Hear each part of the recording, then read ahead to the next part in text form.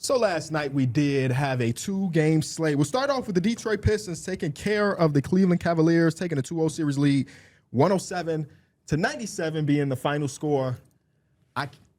How are y'all feeling before I really? This has been this game has been an indicator of how the Cavs have kind of played throughout the playoffs, at least the last few games.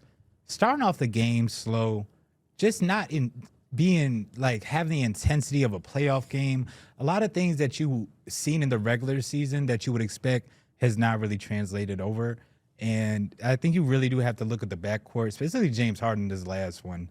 They need him. They had all the opportunities to kind of come back. Obviously, they were down a lot and made their way back in.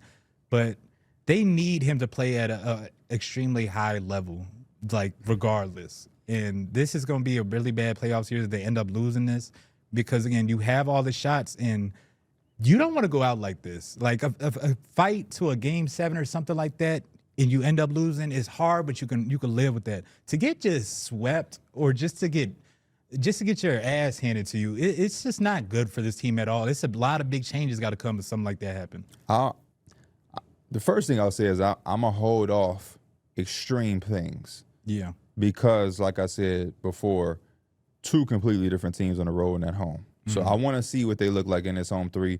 I know they should be getting chastised right now, but because of it's a big disparity, I'm going to at least see what they look like at home. Unfortunate part for them is even if they look amazing at home in these next 2 games, at some point they're going to have to win on the road to win this series. I wholeheartedly agree with Mike. The start let me know what the result of this game was going to be. You had 3 early turnovers from the front court.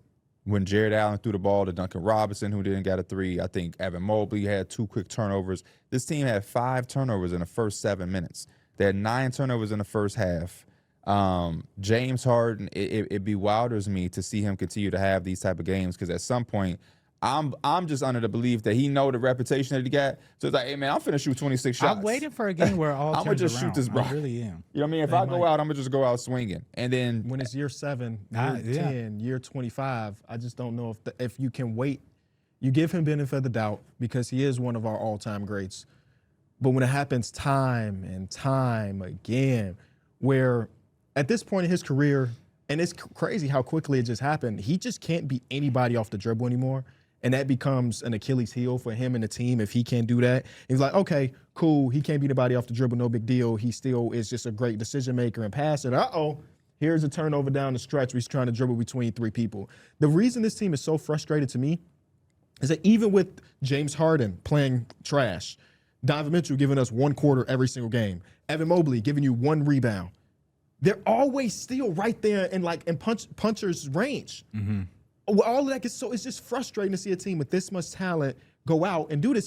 And we're not doing this to discredit the Detroit Pistons because they've been playing their ass off. They've been the team that we imagined them to be last series. They're starting off that way. But it's just, again, as a neutral fan in this, I tweeted it in the first half of last game. It's becoming a chore to watch the Cleveland Cavaliers, a team with so much talent, so much shot making, and well coached, at least in theory. I shouldn't be like, here we go, watching them, But that's just the way it is. they soft. They soft as hell, man. They soft as hell. Evan Mobley. You gonna mention Evan? There was one play where Tobias Harris at the free throw line, second free throw, he missed. Isaiah Stewart grabs Evan Mobley, throws him to the side for offensive rebound and a basket. Yeah. I'm just like, man, and at that point, he has 0 rebounds. It's the third quarter. You got 0. And obviously, it's not all just that because they didn't get out-rebounded by a ton.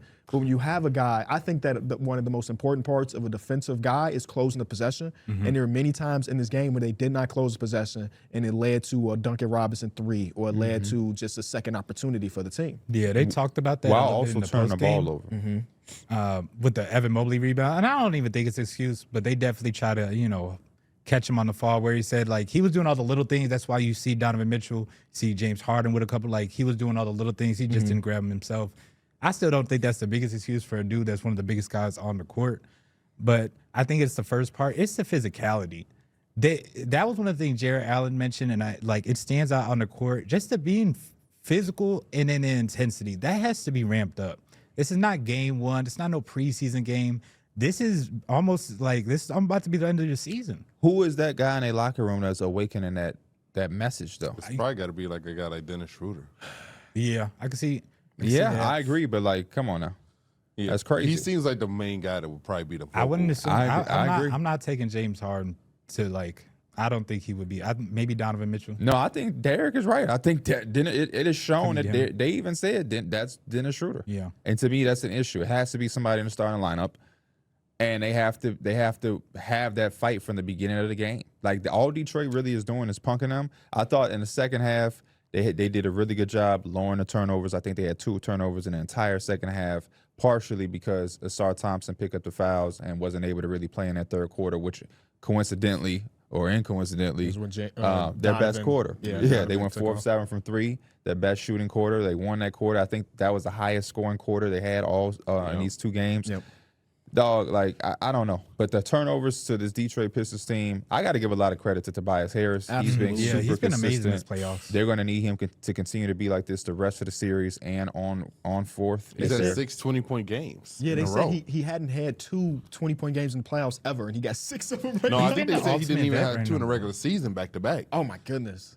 Like that's the type of run that he's on right Dude, now. he's getting the smaller defender, and he doing that left shoulder turnaround jumper, and It's it's just money. cash. Or he's just getting to the middle of the paint and he's getting that little push shot over the top. Or It's- he's seeing James Harden in front of him, and Yes. it's food. And I hate a bad defensive player. Y'all know this.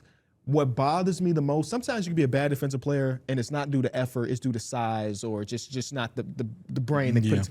James Harden pisses me off because he'll let a guy get past him, and then he do that reach around trying to Yes. steal thing, and it's not working. He did it 3 times with Tobias Harris, where Toby got to the floater range 3 times and hit all 3 of them. I'm like, can we just? It's not like Toby is super fast in comparison to you. He not bodying you. You're just playing Olay defense right now and hoping that a back tap steal is the way you're gonna close the possession. That's not gonna be the way. How about the viral clip of Dean Wade reacting to Donovan Mitchell having a lack of Oh effort? yeah, that's just so lazy. Dean Wade was like, oh, of course he's not gonna fight. Yep. And what was crazy is that Jalen Duren didn't even set a hard screen. Jalen Duren just stood there. Yeah. And like, I feel for Dean Wade in that situation because it was definitely a way for Donovan Mitchell to get through that screen and not have to just die on it. Bro, when we're talking about people that might be saying something in that locker room, Dean Wade might step up for it. For a dude that's been there for a long time and like everybody kind of feels like they love Dean Wade. I hope so, but that clip don't give me that feel. In that Because in postseason- that clip, that body, no, you He's got, go like, up to soaker. him and you tell his ass, Yeah. what are you doing? Yeah. in the post game, it felt like he was one of the most accountable. I feel like a lot of things could have like obviously went right for them, but he was one of the guys that mentioned like I feel like he is a guy that could definitely vocalize in the locker room like what needs to be done. On the flip side, I want to give a ton of credit to the Pistons. Kate Cunningham genuinely been like what? Top 2 in this playoffs? Top 1? Like, has he been the best player in the postseason start to finish so far? It could be a conversation. It could be a conversation, especially after those like was it the 45-point game? Like after that, it just kept stacking up. But Just closing every game. credit to the Pistons again too, because they've done this in the regular season to translate to the postseason. They win ugly games. They just somehow win these ugly games. And for honestly, a lot of the playoffs has been that. We got a lot of good defensive teams in this playoffs, and I think that's just a good characteristic to carry. Yeah, I think Cade has been great on both sides of the floor all postseason long. Yeah. But one thing I appreciated from the Cavs eventually is that Keon Ellis was picking him up 94 feet. Not putting too much pressure on him, but enough to make him at least wiggle a little bit down the court. I know that there's better people on the court for the Cavs that you want to hunt, right? If you are James Harden or Donovan Mitchell, you want Duncan Robinson. You want, Karis LeVert where he's on the court. I would love for them to try to make Cade Cunningham work more defensively. Again, I know Cade has been good, but I'm just talking about tiring out his legs. It is a fourth quarter. It is a 4-point game. I don't want Cade to have the energy to hit 4 straight shots on us. So I want not saying that we're taking away Hunting Duncan Robinson, because that is, in a lot of cases, food, but I do want to make Cade Cunningham work more than what he's been working this series defensively. As a help defender, he's been amazing. I could see that, but they also probably They just trying to get how they can. they I understand probably that. feel like he's not a weak link. Like he actually can get a stop. You know, So, like, 100%. But it's not. In my mind, it's just more about Tiring them out. tiring them Yeah, out. I can understand the and tiring also, them out thing. on the flip side of that, it ain't like when we hunting Duncan Robinson, we're getting great looks either. Yeah. Again, when I talk about it being mature, watching him, sometimes teams miss open looks. This team is not generating good looks. Yeah, I mean, So they shot 7 for 32 from 3. Let's just try to get the best player on the court and get him tired once we get to the fourth quarter. Yeah. The best I got. Yeah, I wish Kenny was doing some things, man. This team does not look like the same team from just last season. It does not look like the same team from just 2 months ago. Hey, if this series go there, I dare them to act like firing the coaches the route. Trade these people. Yeah, Coaches, so. I could definitely see it. It definitely would be more of a panic than like firing a coach. Honestly, I wouldn't be surprised if they did both. Yeah, you can do both. Yeah. Just don't try to. Yeah, I wouldn't be surprised if it's like Donovan Mitchell tells him, I'm okay with signing this extension. And if he's not going to sign an extension, we got to figure out what to do next, which is, I don't know, sending him off to I don't know. Houston. I don't Wherever know. he wants to go, I guess at that. I mean, no. Does he done enough to make you be like, give us your list of 4 teams? No. I think you just. he has. You take the best available deal you can get. Which would be I don't know. How are y'all feeling about Emo nowadays? Former DPOY, All NBA team just last season. You know, I think you say he been doing the little things. I think that's true. Like when you I not only did I watch this game, I had to go back and look at all the Pistons. he's just makes. cool. I think that question is more important for somebody like you. Because Evan Mobley was he's really good. Don't get me wrong.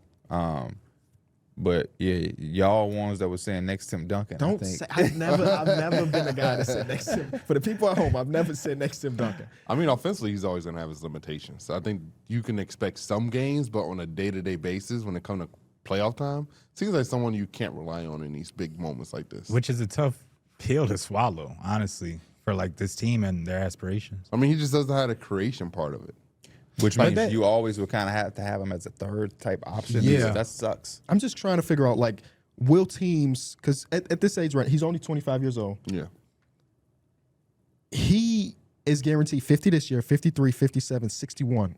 But again, that's only to the age of 28. So it's not the worst, but it also is 32% of the cap in that last year. And I wonder if teams will end up. He did earn that contract, though. For sure, yeah. But I wonder if teams will, again, we mentioned this with Amin Thompson, look at what players are eligible for in their early ages at like rookie maxes and be like, even though we love you, Emo, and we believe that, maybe they believe that he could be the next Tim Duncan, maybe we want to just see a little bit more before we give you $60 million. Yeah, annually. for sure. I would agree with that. The only part I say he agree is because, I mean, he earned it is because he had a really good start to his career, Defensive Player of the Year. They were a perennial playoff team. And then we all know when you get paid on your rookie extension, there's also the projection part, which they projected him to also have the 20-plus point scoring with the Defensive Player of the Year. With a Donovan and a Darius and Jarrett, you looking like, you know.